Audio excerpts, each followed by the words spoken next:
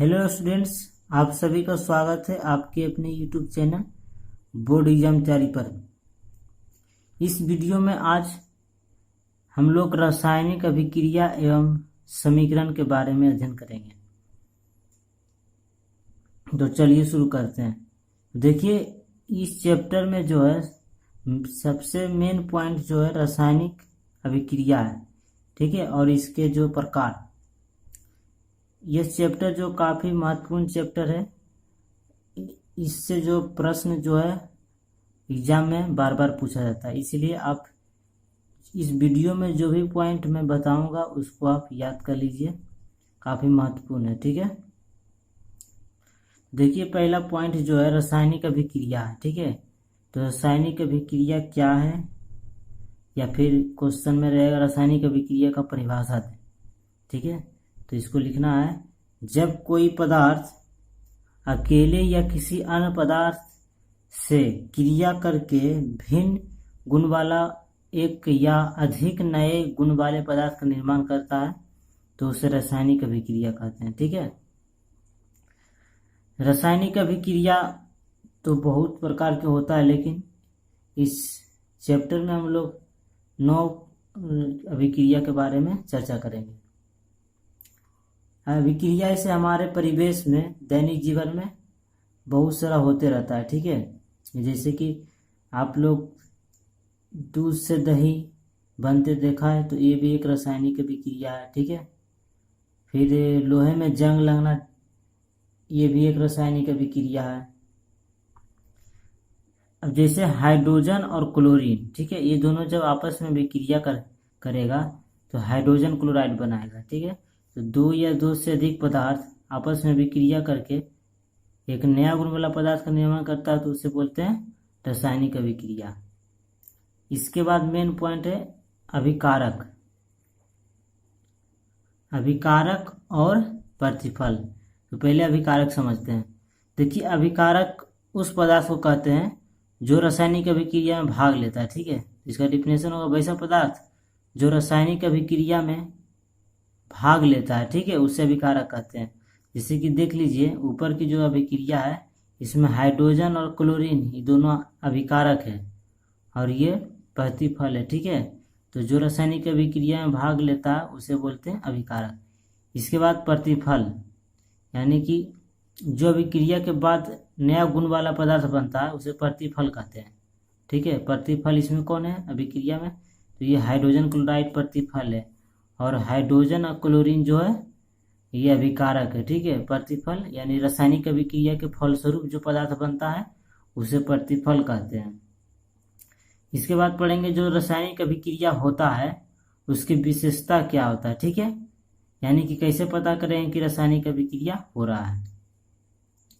तो इसमें 5 पॉइंट को पढ़ेंगे। ठीक है, तो पहला पॉइंट जो है गैस की उत्पत्ति होती है। कुछ रासायनिक अभिक्रिया ऐसी होती है जिसमें गैस की उत्पत्ति होता है, जिससे हमको पता चल जाता है कि रासायनिक अभिक्रिया हो रहा है। जैसे कि देखिए, जस्ता को तनु हाइड्रोक्लोरिक अम्ल या सल्फ्यूरिक अम्ल से अभिक्रिया कराएंगे तो हाइड्रोजन गैस बनेगा। ठीक है, तो जब यहाँ गैस बन रहा है तो पता चल जाएगा कि अभिक्रिया हो रहा है। तो गैस की उत्पत्ति से भी पता चल जाता है कि रासायनिक अभिक्रिया हो रहा है।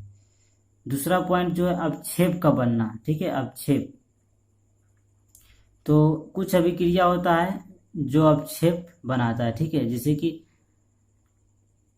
सोडियम क्लोराइड को जलीय विलयन में, यानी कि जो जल में जल के रूप में है, ठीक है, उस विलयन में सिल्वर नाइट्रेट का विलयन डालने पर सिल्वर क्लोराइड का जैसा सफेद अवक्षेप बनता है। ठीक है, सिल्वर क्लोराइड दही जैसा अवक्षेप यानी उजला, ठीक है, सफेद बनता है, तो इसे बोलेंगे अवक्षेप का बनना। जब अवक्षेप बनेगा तो भी समझ आए कि यहाँ पर अभिक्रिया हुआ है। इसके बाद जो पॉइंट है रंग में परिवर्तन। ठीक है, तीसरा पॉइंट, देखिए अगर रंग में भी परिवर्तन दिख रहा है आपको कोई भी अभिक्रिया तो समझ आए कि वहाँ अभिक्रिया हो रहा है। ठीक है, जैसे कि देखिए पोटेशियम परमैंगनेट का बैगनी कलर होता है। ठीक है, उसमें विलयन में जो उसका विलयन में नींबू का रस डालेंगे तो उस विलयन का रंग धीरे धीरे गायब हो जाएगा। यानी कि यहाँ से पता चल रहा है कि उसका रंग में परिवर्तन हो रहा है। बैगनी कलर से वो जो है उसका रंग गायब हो जा रहा है, यानी कि रंगहीन हो जा रहा है। तो इससे पता चलेगा कि रंग में परिवर्तन हो रहा है तो भी रासायनिक अभिक्रिया हो रहा है। इसके बाद मेन पॉइंट है ताप में परिवर्तन। ठीक है, ताप में परिवर्तन में क्या होता है कि कुछ अभिक्रिया करने पर ताप में वृद्धि होता है और कुछ में कमी होता है। जब वृद्धि होता है तो उसमें बोलते हैं ऊष्माक्षेपी अभिक्रिया। ठीक है, जैसे कि देख लीजिए कली चूना को जब पानी उसका ढेला पर पानी गिराया जाए या जल गिराया जाए तो उससे ऊष्मा उत्पन्न होगा। ठीक है, तो इस अभिक्रिया को कहेंगे ऊष्माक्षेपी अभिक्रिया, यानी वैसा अभिक्रिया जिसमें ऊष्मा का उत्पन्न होता है उसे कहते हैं ऊष्माक्षेपी अभिक्रिया। ये काफ़ी इंपॉर्टेंट पॉइंट है, इसको आप याद कर लीजिए। और ऊष्मा शोषी भी, ठीक है, ऊष्मा शोषी भी बहुत इंपॉर्टेंट है, दोनों में कभी कभी अंतर पूछता है।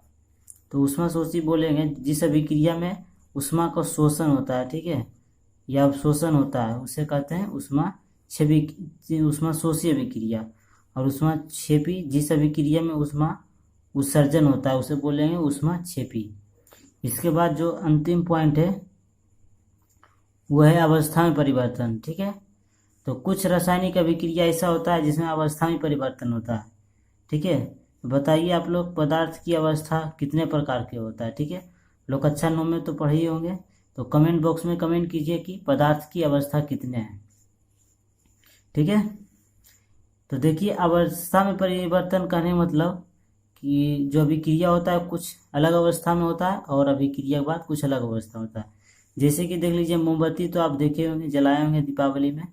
ठीक है, तो मोमबत्ती को जब जलाते हैं तो उसका मोम कुछ भाग द्रवित होकर नीचे गिरता है और कुछ जो है वाष्प में परिवर्तित हो जाता है, यानी जो जलता है। ठीक है, तो कुछ नीचे गिरता है।